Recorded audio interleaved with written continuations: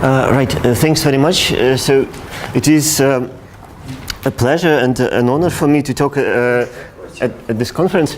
I'm sorry, I think that AKSZ moduli spaces are extremely exciting, but I will not talk about them because, I feel I'm not really prepared. Instead I will explain some story which is, in fact, some of you heard part of the story. This part I explained on the QFT seminar in Stekov Institute, and this is really a small variation of the story. So I just wanted to explain why a simplest example of a fiber BV integral, and so BV here stands for Batalin-Vilkovisky, and this is one of the constructions which is used to produce effective actions for gauge theories. And this is one of the ways to treat gauge symmetry and to push them to zero modes. But I wanted to explain why, perhaps the simplest example of this construction is the construction of torsion, where somehow the crucial bit of the construction of torsion for a non-acyclic complex or a non-acyclic local system is this canonical isomorphism between the determinant line of a complex and the determinant line of its cohomology. So I wanted to explain why this isomorphism, morally it looks like a push forward of densities, like a push forward of densities along a map. But it turns out that if you want to really make this precise, in which sense this is a push forward of densities, you have to go through this construction. This is a very basic construction of supergeometry, and the setup is as follows. So you start with so let me introduce the structure. So I'm sorry if I will be repeating things that you know very well. So I start with a Z-graded supermanifold.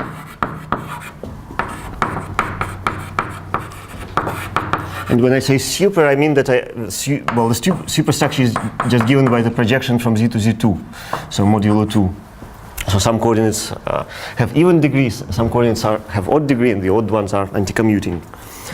So the structure here is an odd symplectic form, so a 2 form on the supermanifold of degree -1,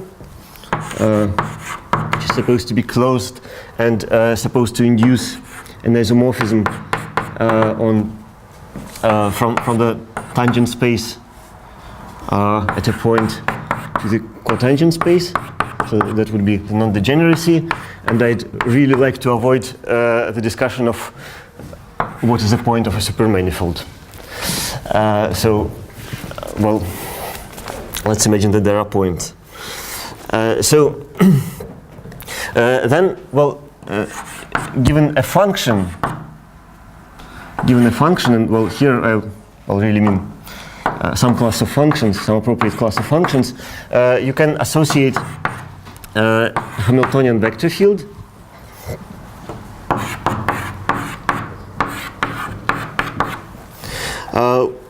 which is defined in the standard way, so that its convolution with omega is differential of f. And then you can indeed define the odd Poisson bracket. So the odd Poisson bracket is the Hamiltonian vector field of f applied to G. So that is an odd Poisson bracket of degree +1 on functions on this space, and it is induced by omega. So so now to proceed forward, we need an additional piece of data, a volume element or a Berezinian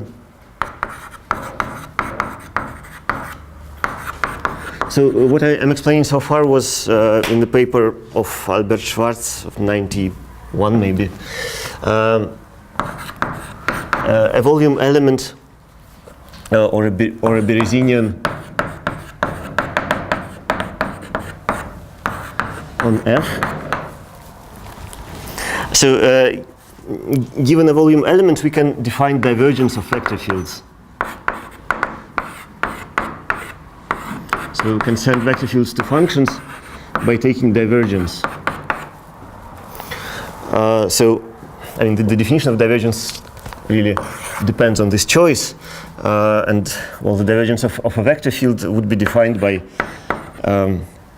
this relation. So phi is a test function. So indeed, it depends on mu. And so why did I introduce a volume element? Well, that is because I want to enrich the structure of the odd Poisson algebra on functions. So this can be enriched to a more refined algebraic structure where I need an operator which is called the Laplacian, the BV Laplacian, which goes from functions to functions. It's a linear differential operator of order 2 and of degree +1. So it sends a function to 1/2 divergence of the Hamiltonian vector field. So, right. So one can always locally introduce Darboux coordinates in which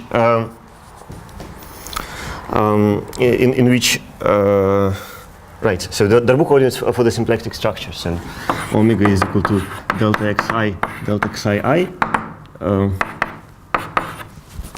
And one can, right, so I want, if I want to impose, well actually this is an additional condition that delta squares to 0. Right, so in my notations, x is commuting and xi is anti-commuting. Although, yeah, even. Right. So, right. So if I require that, then I can actually find special Darboux frames. So particularly nice ones where mu can be written as a coordinate Berezinian. So product of dx i's. So let me put capital D for Berezin's measures. So in this special Darboux frame, delta is just, in the special Darboux frame, delta is just the second derivative operator. Well, hence the Laplacian. But, well, this is an additional condition on delta for such frames to exist. So then, well, given this data, the whole structure you have on the ring of functions is something called a BV algebra. So you have a supercommutative, well, pointwise product, an odd Poisson bracket, and the delta. And well, this part of the structure is called usually the Gersten-Haber algebra, which is degree 1 Poisson algebra. This is called Gersten-Haber algebra. So, this part is in fact a differential graded Lie algebra on this ring shifted by 1, with degree shifted by 1. And I should also mention that one can recover the Poisson bracket as a defect of Leibniz identity. So if I take delta of f times g, then, well, delta of f times g plus, well, assign f delta g plus assign Poisson bracket. But, well, the correct view is that, well, a BV algebra is a sort of refinement of Gersten-Haber algebra. So now one is frequently interested in special elements of a BV algebra, in our case, a ring of functions on a supermanifold. So one calls an element. So I want elements which are allowed to be formal power series in H bar and of degree 0. So such elements are called solutions of quantum master equation if they, indeed solve quantum master equation. That is this equation, which is equivalent to writing it in Maurer-Cartan form.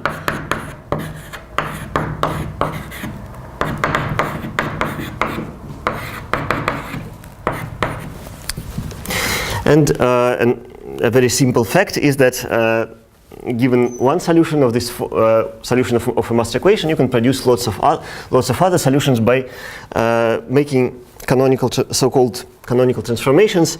So a canonical transformation infinitesimally is as follows.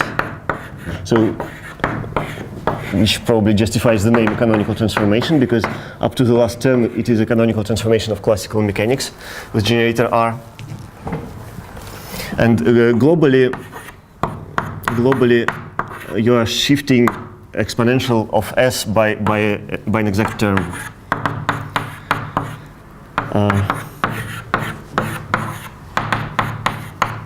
So globally you do that. But now the important point is that this is all in the exponent or what? no, sorry, no, this is not in the exponent. So so the point is that master equation tells you that exponential of S is a cocycle for delta operators. So delta is a certain coboundary operator on functions. And now I'm allowing to shift these cocycles by coboundaries. So yeah, this is not an exponential. Okay. So now one important point is that there are in fact two different notions of a BV operator.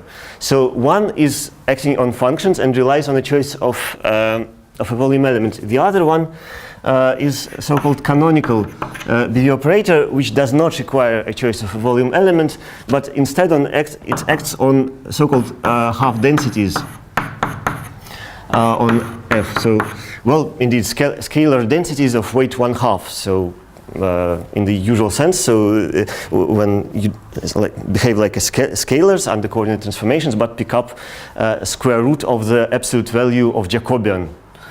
So this means densities of weight 1/2. So there is a canonical BV Laplacian acting on half densities. So this is an observation by, I guess, due to Kudaverdian and Chevera. But somehow the reason why you have half densities here can be seen in this formula for canonical transformation, because this last term can be viewed as minus I. So I can just write this canonical transformation as S plus Hamiltonian vector field of R acting on S minus I H bar divergence with respect to mu of R check. So, sorry, 1/2.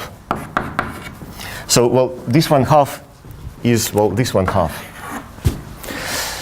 So somehow this object would have transformed as a function if not for the last term. So last term means that the proper object is not really the exponential of action, but rather exponential of action times the square root of mu.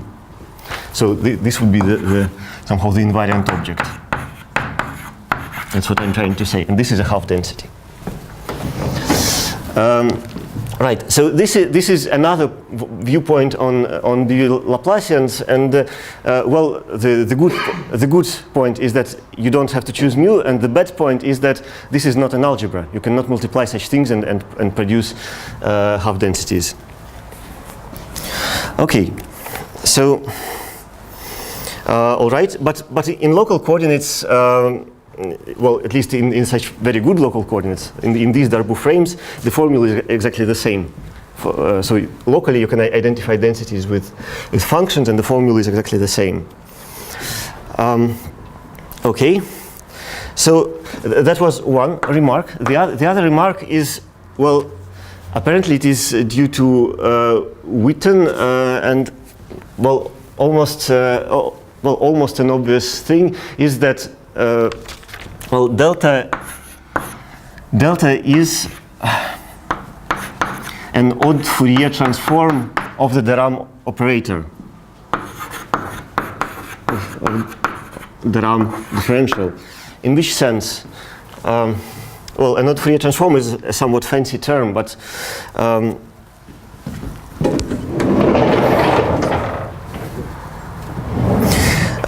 the point is, let's look at a special supermanifold T star minus 1 of M, where M is, well, you can think of M as being an ordinary manifold, or maybe a graded manifold. You can always choose it to be so that all the degrees here in the base are even. Can always do that. So then any odd symplectic supermanifold is of this form. Then, well, you can look at this manifold and at the other one, T1 of M.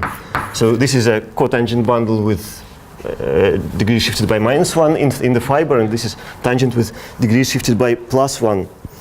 So, and then functions here.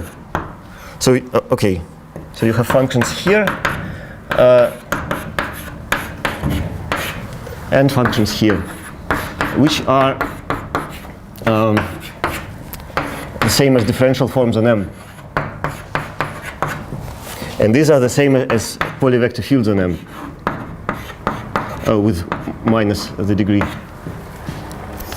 And then, well, the isomorphism here is totally obvious. So if you choose, well, probably a bad notation, but let's say a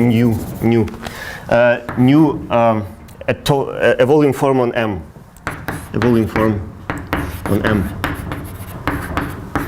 Then you can just contract nu with V, and so a polyvector with a volume form, I get some differential form. So that's the map. But why this is called the odd Fourier transform? Because, well, you can take a function here, f of x and psi in local coordinates. So this is mapped to integral over d psi exponential of psi theta f of x psi, and this is f twiddle of x theta. So thetas are, so theta I is what is it? Where should I write it? dxi, I guess.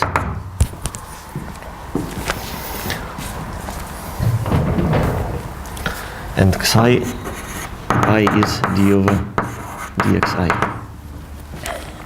So, well, this has the form of a Fourier transform, and under this map, of course, the operator d over dxi, d over dxi I, the BV Laplacian, goes to theta I d over dxi, which is indeed the de Rham operator on M. So, right, so that was an observation that somehow this whole BV formalism is, well, just a retelling of the usual, well, story of de Rham. Up to some subtleties, because well, these things do not transfer very well to de Rham setting. So there are subtleties because, well, if you try to transfer these things, you do not obtain natural objects on the other side. Okay, so now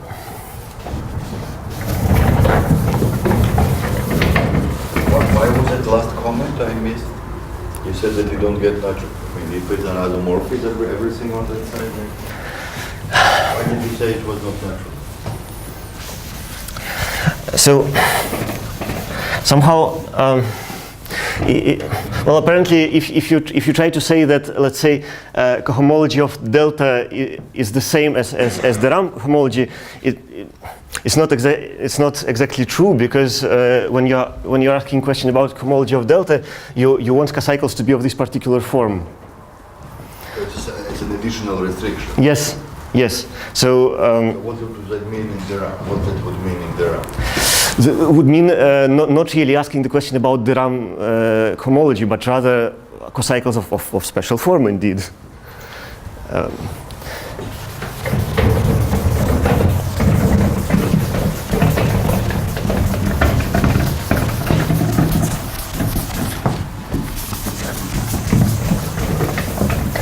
It doesn't erase terribly well, but okay.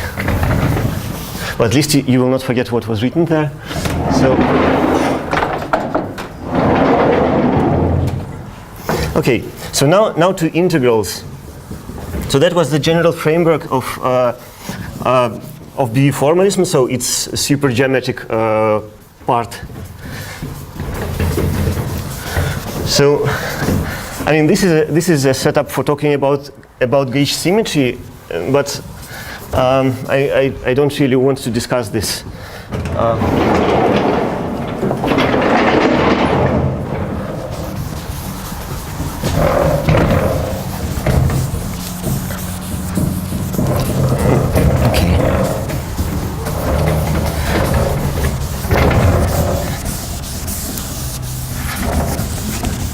So now to integrals. So so concerning BV integrals, so the setup is as follows. So I'm interested in Lagrangian submanifolds of my odd symplectic supermanifold. So Lagrangian. In the usual sense, so that the restriction of omega to L is 0, and it's a maximal isotropic, so I cannot extend it to a bigger isotropic ones. So maximal isotropic subspace, submanifold. So then the point is that there is a canonical map. So having if I'm given a density on F, I can, well, first of all, I want to say that I can construct out of it a density on L. And how does it go? Well, essentially, I take square root and I restrict. So you can take a square root, I obtain a half density on F, then I restrict. And this is a canonical map independent on any choices. And essentially, somehow this should be compared to the following fact that, well, this is about determinant lines or Berezin line bundles. It's somehow the same.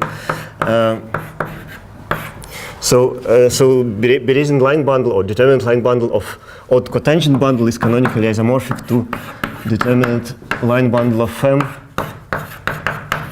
tensor square. So this should be somehow compared. Well, somehow it's the same, really, same effect. Okay. So well, I think this is probably also due to Chavera, probably. So well, he had also a particularly nice description of who are half densities without ever referring to choices of coordinates, but we will not go there. So the theorem, which is the folk name is BV-Stokes theorem, says that, well, it has two parts. So first part says that if I have a function which is killed by mu, and I have two Lagrangian submanifolds which can be connected by a continuous family of Lagrangian submanifolds. So let me say the word Lagrangian homotopic, although this is not a standard terminology. So then the corresponding integrals are equal. So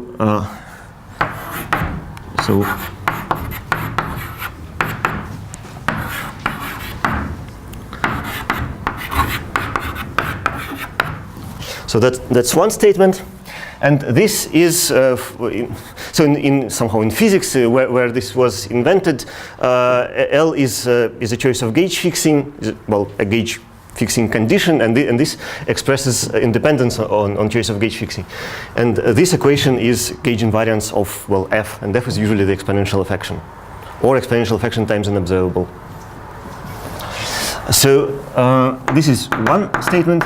The other statement is that I can shift f by a BV coboundary here, and the integral doesn't change. So otherwise, I can say that integral of delta of g is 0. So this is 0.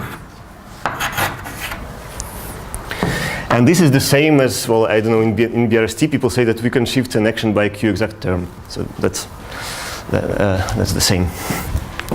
So, and but if you translate this story to the RAM, this becomes a question. Yeah? Is this kind of the Stokes theorem? Or what? Yes, yes. First one calls this BV Stokes because it looks like Stokes, but also under this odd Fourier transform, it is Stokes theorem. So let me tell you this. So these BV integrals, if you restrict your attention to a particular case, when you take your f to be, it's general enough actually. If you take this to be your f, and for your L, I will choose a Lagrangian of a special type. So I will choose a submanifold in M, and I will construct a Lagrangian in this big space out of it by taking the conormal bundle with shift by -1. This is a Lagrangian subspace, and if I do this game of, oh, did I erase it? No, I didn't yet. Right, so if I do this game of odd Fourier transform, then the integral of f, well, this with the appropriate measure over this L is equal to the integral of f twiddle, which is a differential form on M, is a differential form on the underlying manifold over gamma. So here gamma has to be a cycle. So, for example, a closed submanifold. The condition that f was a solution was a BV cocycle is equivalent to asking that f twiddle is a closed differential form. So here I'm really integrating a closed form against a cycle, and the first statement is exactly that I can shift my cycle, well, staying inside cycles, so essentially to a homologous cycle. So this is the statement of the first part is, well, a part of Stokes theorem, and the second part is also, well, it just tells you that integral over gamma of, well, d of something is 0. So it's also a part of Stokes theorem. So these both statements are parts of Stokes theorem under the odd Fourier transform. So, okay, so now to fiber BV integrals.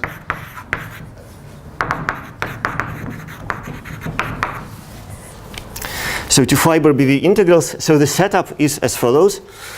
So now I want my f to be, well, this is not the most general setting, but for simplicity, let's assume that it's a direct product of two odd symplectic manifolds. So here I have omega prime, omega double prime, and omega total is the sum of the two. Omega total is the sum of the two. And let's say I have a volume element mu prime here, and mu double prime here, and on the total space I just have, well, I don't know, maybe I should try the tensor product here, but, well, it's clear. Or the usual product. So then the point is that there is a construction which eats solutions of quantum master equation here and spits out solutions of quantum master equation here on f prime. So the construction is not symmetric with respect to f prime and f double prime. So what does it do? So so the construction eats S. S is a solution of quantum master equation on f. So, and it's, so the construction is is the following.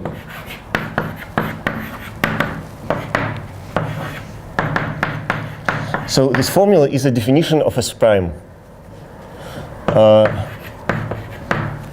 So this formula is the definition of S prime, and it should be treated, so this expression should be viewed as follows. So my big space F is fibered over F prime.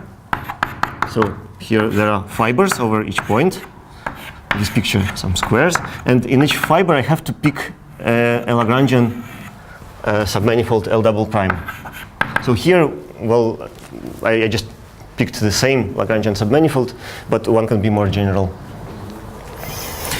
So, right. So the statement, which is a generalization of the Bevis-Stokes theorem above. So now there are 3 parts to it.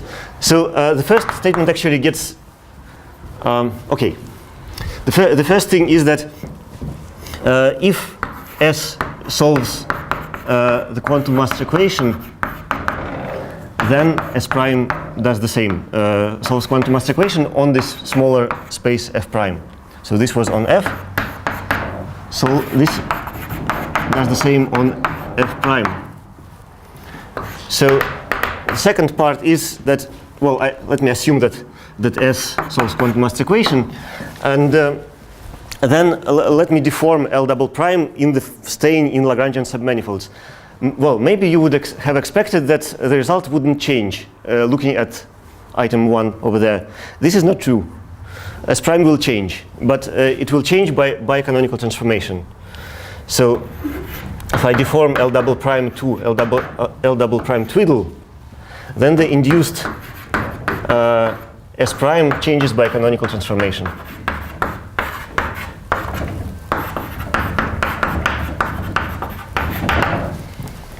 Right.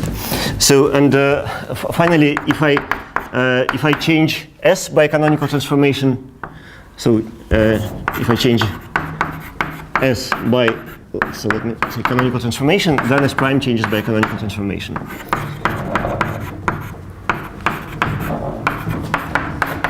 So overall, what I have is a push forward of solutions of quantum master equation on F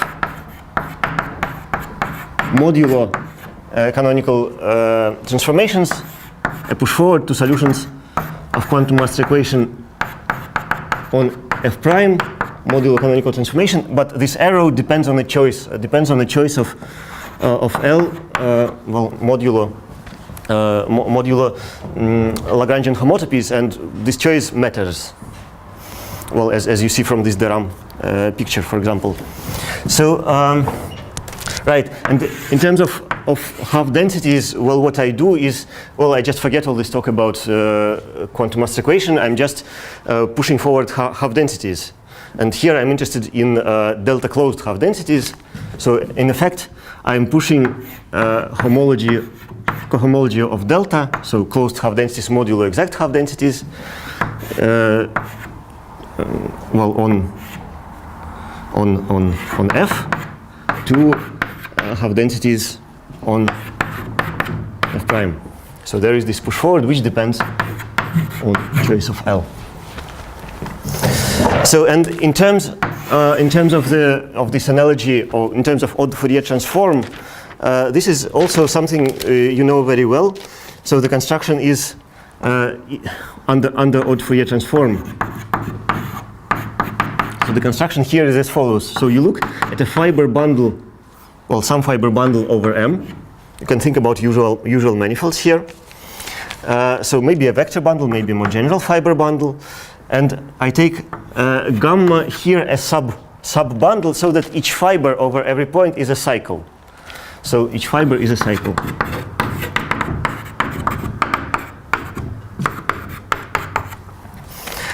Then the point is that if I take alpha to be a closed form on the total space,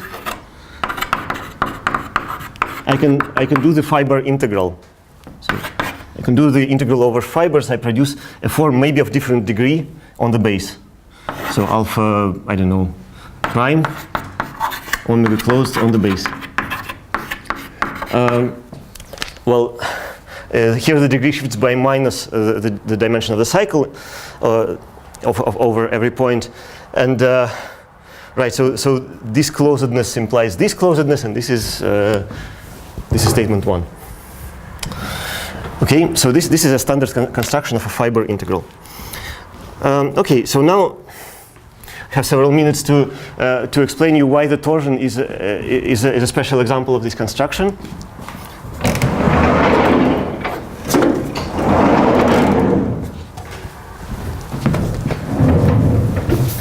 So in fact, one can think, well, I told you in the title Reidemeister torsion. One can think about, well, just the algebraic notion of a torsion of a complex with some structure. The most general structure you need, well, different people talk about different structures. So Milner was talking about based chain complexes, for instance, or then you can take a Euclidean chain complex with inner products on chain spaces, or you can most generally you can take a chain complex with an element of the determinant line. Okay, so now about torsions. So the setup is that so it doesn't matter whether I choose chains or cochains. So let's choose to talk about a cochain complex. So now the determinant line. How many minutes do I have? 5? Oh, good, very good. So okay, so determinant line is defined as the alternating product of top exterior powers of C or top exterior power to the C of C dual, depending on the degree. So top exterior power of CK, and well, I either take dual or not, and taking dual I will denote by -1. It's notation for the dual line. So that's the determinant line, and there is this canonical isomorphism to the determinant line of homology, which is, it is a canonical isomorphism, but it is a bit tricky. It is essentially this isomorphism which should be called torsion. So it maps elements mu here to, well, some elements here, and well, the standard setup is where you take a based chain complex, you associate the coordinate element mu here to the choice of basis in the chain complex, and if you are lucky and you have an acyclic chain complex, then on this side, this is a line, you just get a number. So this number is called a torsion. But for a non-acyclic complex, you get not a number, you get an element of the line of homology. And this is, well, what should be called a torsion. Okay, so now how is it related to fiber BV integrals? Well, you should do the following. You should double you should construct some space of fields out of this object. So how do? You introduce some shifts and you do the doubling. So this C bullet downstairs is just the dual chain complex. So C lower k is C minus k dual. So you construct this big space. So by construction, it carries a canonical or symplectic structure. So now I have to choose some gauge fixing. So this gauge fixing amounts to choosing 3 maps. So a triple of maps. So a realization of cohomology in chains, in cochains, a projection from cochains to cohomology, and a chain homotopy contracting the cochains to the image of cohomology. So they obey the standard relations, which I will not bother to write down. So you need this triple of maps. So this is a standard set of data needed, for instance, in homological perturbation theory. So now what happens is you have this decomposition of fields. coming from splitting of chains into image of H plus kernel of P. And this is a choice. This iota and P is a choice. And L double prime comes from essentially a Hodge decomposition induced by this triple. So L double prime is image of kappa shifted by 1 plus you take image of D star shifted by -2. And then, well, it turns out that T of mu can be expressed as a fiber BV integral. So this is here you should put exponential of S of AB. So who is S of AB? So I explained you what is L double prime, but so S of A and B is BDA. So let me confuse you. So A is an identity map shifted by 1. So going from